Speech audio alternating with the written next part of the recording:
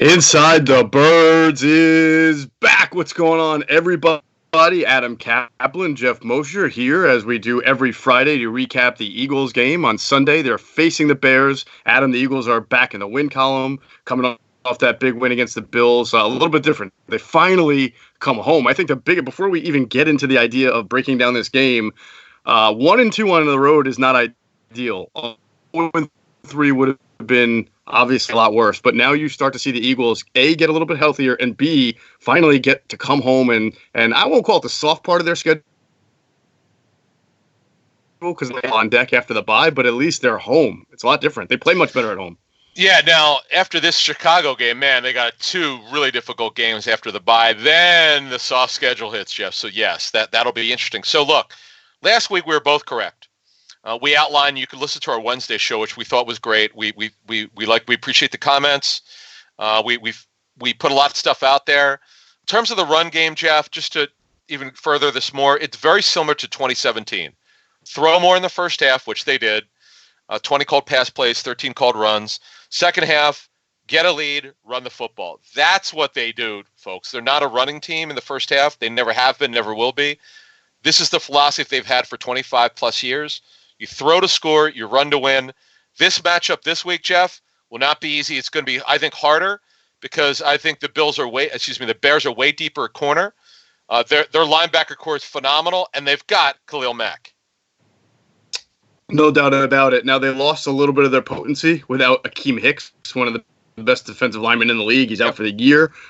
2 of the last 3 games, Adam, they've allowed over 150 yards rushing. So there's something going on with the Bears defense where they're not as stiff against the run as they've been in the past. However, this is still a really good Bears defense that is they are 5th in scoring defense and 7th in total yards. So I agree with you. I mean, you're home now, and I've heard a lot this week about the whole bring back that ground and pound offense. I don't think that's going to happen. I do think they'll run the ball, but as you're mentioning, this is an opportunity to get that quick game going. And if DeSean Jackson is able to come back and the field, you would think Doug Peterson would want to use that as advantageously as possible, and that means opening up for the rest of the offense as well.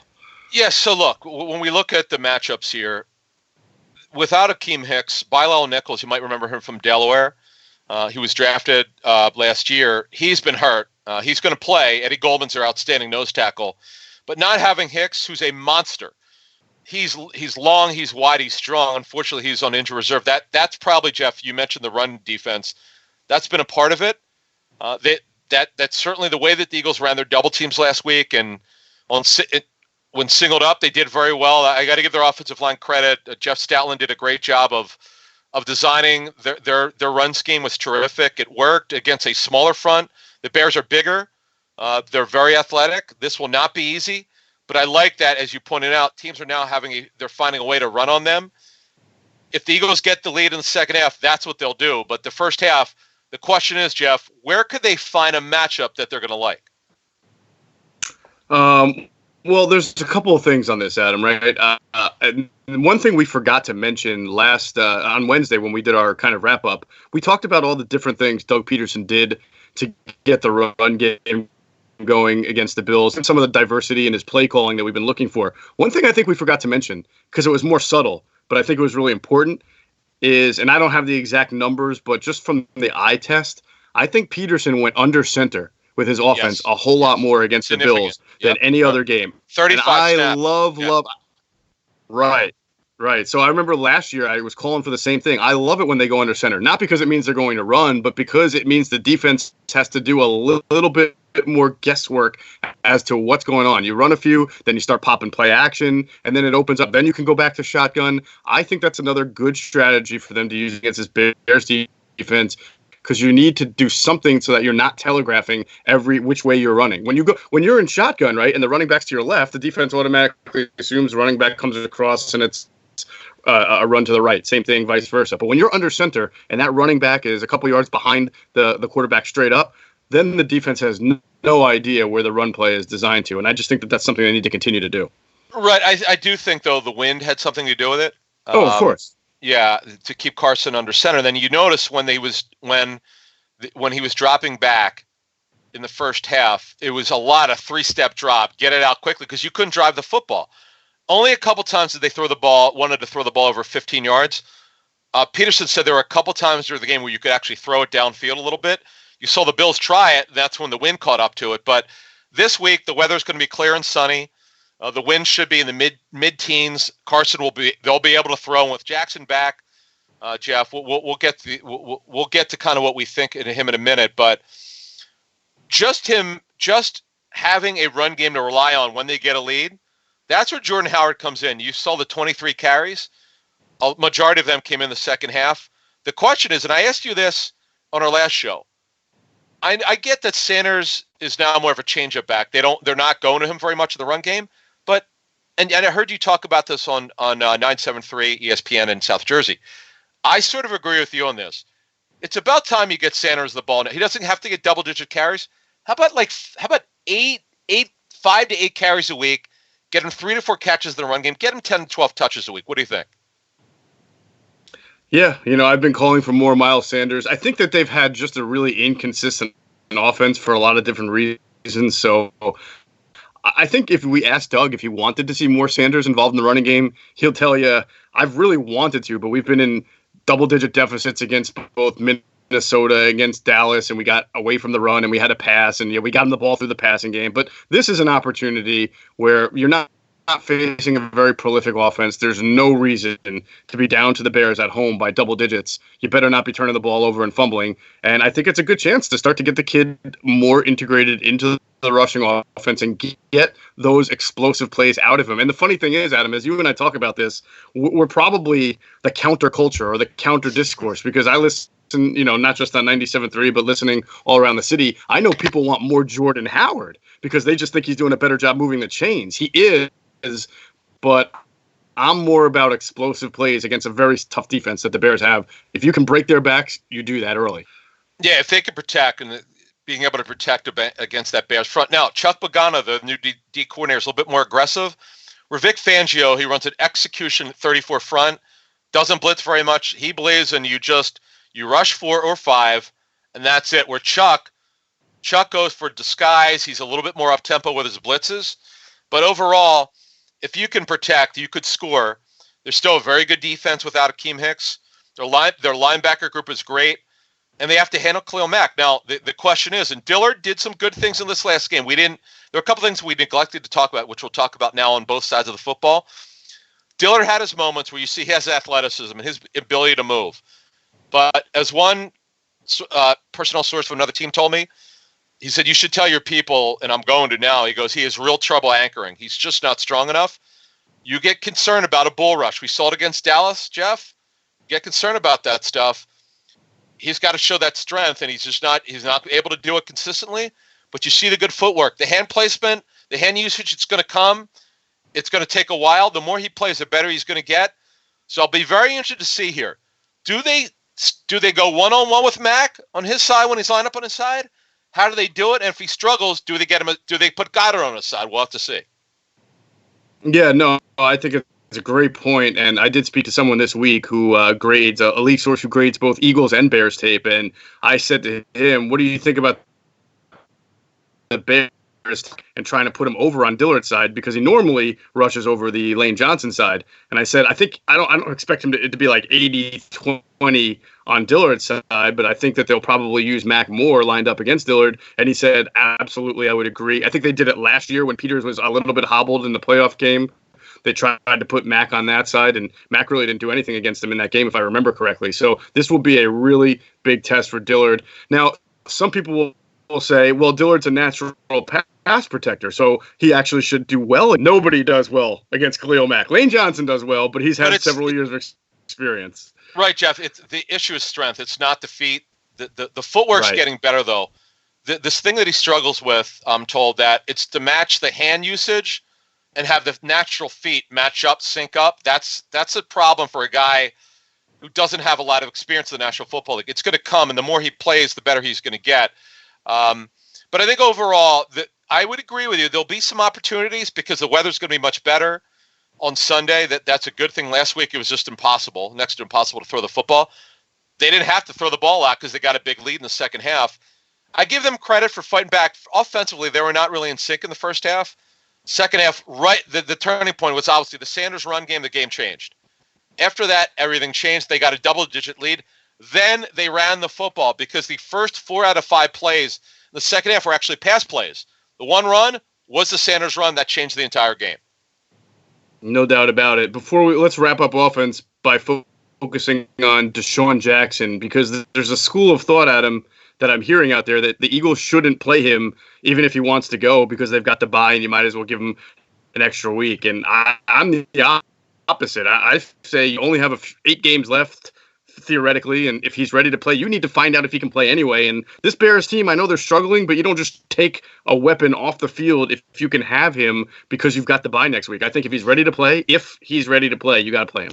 Yeah, no, I'm not saying he's going to be used as a decoy, but I could tell you that someone who graded the Washington tape from another team told me that what's going to happen is as Jackson continues to play here, as long as he plays, safeties will do what they did against Washington. They're going to be way deep.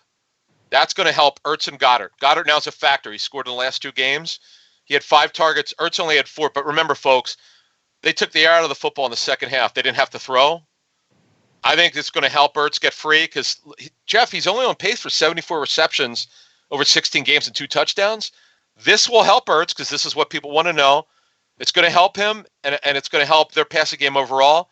And it's going to be a fun Sunday. As long as DeSean does not have a setback, he's planning. He's told people, because these people have talked to me, he's told people he's playing unless he has a setback. So you got to cross your fingers with this ab tear, man. It's not easy. He's done all he could to get back.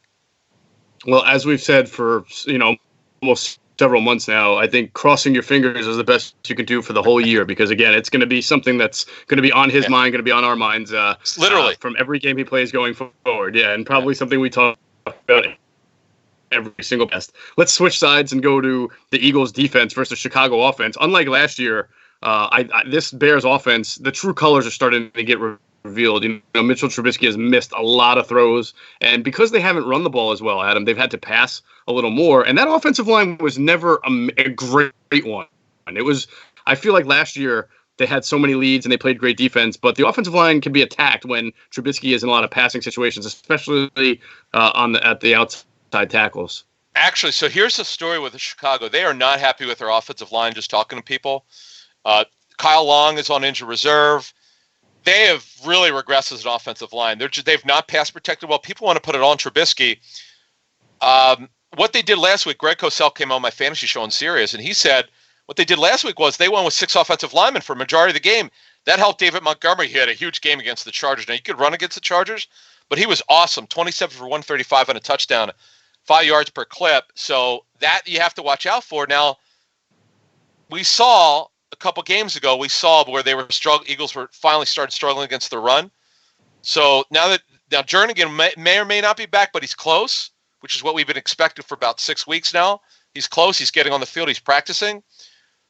I expect them to try to help Trubisky a little bit. You're right, Geoff. They're passing way too much. This is not what you want, but they're falling behind because they can't score. This plays into the Eagles' hands. Now, here's my question to you. Do you blitz Trubisky or do you play coverage? I think you still have to blitz him, to be honest with you. He's such an erratic.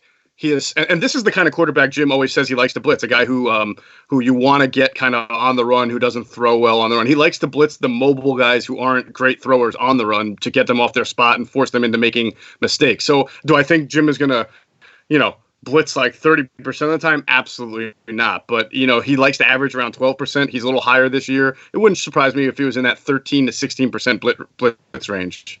Well, the reason why he's up because the Jets game skewed it. I know it's funny. If someone put a stat out there, maybe they're up blitzing 20% more than last year. But folks, he blitzed 40 times in the Jets game. Okay, seriously, the highest blitz percentage ever since he's been here.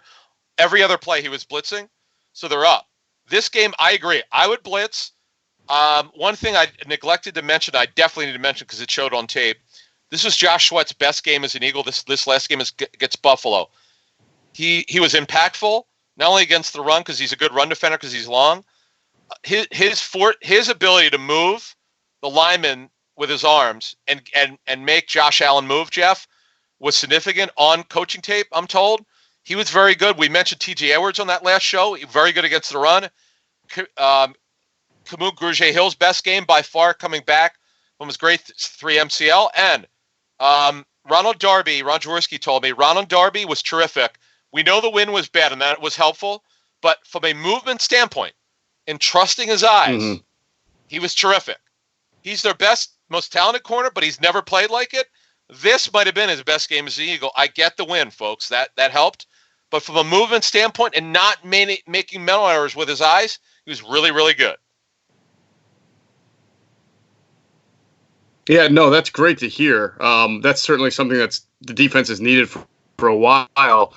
Going back to your Sweat point, I noticed it too. I do think he's making more impact plays. And when you factor that in, now people are killing Howie and Joe Douglas for drafts, recent drafts. But if you go back to last year's draft, the 2018 draft, your top 3 picks are Dallas Goedert, Avonte Maddox, and Josh Sweat. So if those, you've already seen Dallas Goedert have a good year. Maddox was playing fine until he got healthy. Everybody talks about the Packers game, but he had to move outside. He is a slot corner, and when he's healthy, and maybe this week he'll return to the slot. He's a good slot corner. And Josh Sweat becomes a good situational pass rusher, then your top 3 picks in that draft wind up looking pretty good. So I think people need to just relax a little bit and let these players develop. Exactly. Everybody wants instant results. I get it. You're an Eagles fan. You want it. You have it. You're entitled to have it, but you got to be patient. Our listeners are so smart. They know you can't. It's not going to happen immediately. On Goddard, look, the calf injury, which he had for 2 months, set him back. His run blocking, we knew was great. He's now a factor in the red zone. But what we like to see, and we've been waiting, people asked us, and they were right. I think we brought it up a year ago, but it didn't happen because they weren't ready to get him involved. To see sort of that Gronk Hernandez dynamic, not the off the field stuff for Hernandez, but you get what we mean. Those guys on the field a lot, both catching, Goddard blocking, Goddard catching, whatever it is. That's something now that everybody's healthy, knock on wood, I just did, that they could get things going, because that's something I really look forward to seeing that. I know talking to the Eagles in the preseason, they couldn't wait, and then Goddard hurt his calf again. So I think now that he's healthy, we're going to see that going forward. All right, we're going to get into our game predictions soon, but before we do that and take a look at the line and the spread and the total on DraftKings, before we do that, though, I want to tell everybody about our friends at Anchor.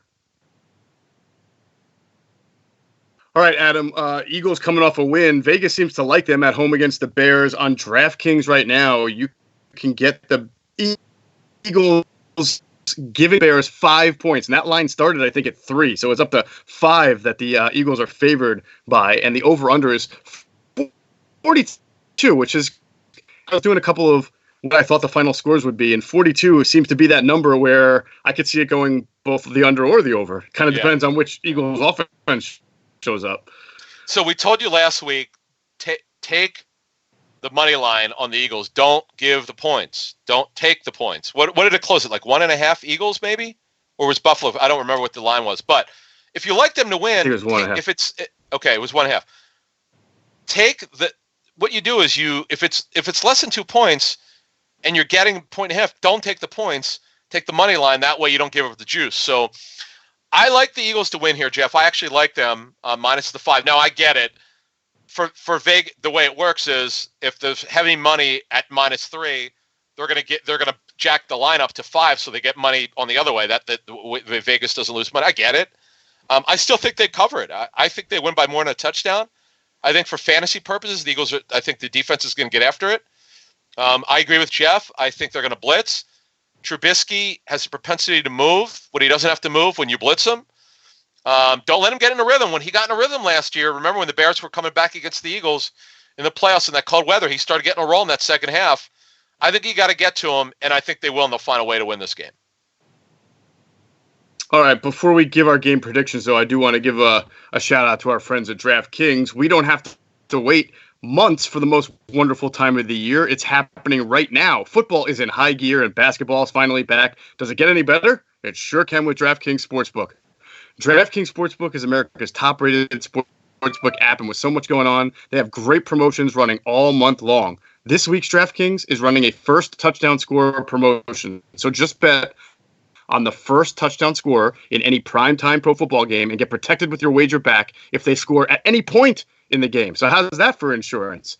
And don't forget, DraftKings Sportsbook app has in-game betting, so you can bet on the games while they're happening. So download the DraftKings Sports app right now. For a limited time, new users can get a deposit bonus up to $500 when they use the code ITB. It's inside the birds. So that's the code ITB for all new and existing users to get a deposit bonus up to $500. That's code ITB only at DraftKings Sportsbook. Must be 21 or older, New Jersey only. Deposit through, restrictions apply. See site for details. Gambling problem, call 1-800-GAMBLER. And real quick, Adam, on the live in-game betting, I thought the Nationals were going to win Game 7 the other night. They were down 2-1. I went to DraftKings, and I saw that they were getting like plus 300 in the money line because they were losing. I took them. I won, made a couple $100. So next year's on me. All right. Hang on now. But here's the question. Were you already members of DraftKings so you could use that $500 code for ITB? To use your first deposit. So I wish I could have, Adam, but I was already a member. Yeah, I got it. All right. Hey, listen, for all new users, man, that's pretty good. Up to $500. I like that. You got to do that, especially that's with why the Sixers. Everybody should sign up using the code ITB. Yeah. For Sixers are back now. We got NBA gambling and betting and in-game. By the way, the NBA is real big on gambling. They've why do you think they put the heights up there and the heights of the players down? They wanted to be. They're really bullish on betting. So good for them. That's right. All right. Are you ready to give your game prediction? Do you have a final score here? All right. I do. You go ahead. So I got the 13 points right for the Bills last week, but I didn't get the 31 for the Eagles. I am going to go with the Eagles here because DeSean Jackson's playing as of now. I'm going to give the Eagles the win here 24-13. All right. I really struggled with this. Yes, I kind of had 5 different final scores until I finally settled on the Eagles winning 26-16, which is exactly 42, which is the over-under number, which is why I said I don't know. Either way, I do see the Eagles winning this game. I think the Bears are really struggling. They have no identity right now. The Eagles come home, so it's a really good chance for them to get back on track. So I think they win by 10, 26-16. So once again, we both think the Eagles will win. There'll be a safety. There'll be a safety in there. Or Eddie Pinheiro, who missed the field goal last week. Yeah, it could be something like that. But I don't see the Eagles struggling here. The Bears are not as good as last year. They don't seem to have an identity. It was all the – see what happened last year was they got all the trick plays. They were ahead of the game. They run a true college spread. Our friend Dan Orlowski did a really good breakdown on them. If you follow him on Twitter, you can see what he said about it. They're just not explosive. Tariq Cohen has not been the factor that he was last year. They haven't been able to figure it out. It's not just Trubisky. It's their offensive line, which we outlined. I also think, and I mentioned on our last show, Fletcher Cox annihilated Buffalo. Absolutely annihilated them. He should have a great game. I should have mentioned that. This matchup here, folks, Fletcher Cox should destroy the Bear offensive line. They are not doing a good job, I'm told. Their tape is not very good of their offensive line. Cox was a man last week. He should do great this week. All right. Fantasy started sitting guy, Allen Robinson. I think he's a monster. Somehow he's having a really good year, even with all of Trubisky's erraticness. We know about Eagles corners. Even though it's more stable, they still give up yards to wide receiver. So Allen Robinson will be a great play in fantasy this week. Do you have one? Yes, it would have been Robinson. Robinson's my guy. I just have a feeling about David Montgomery. If I haven't trusted him all season because he rarely does anything. But last week he was great. I'm probably going to pass on. I love the Eagle defense this week. That's my one tip.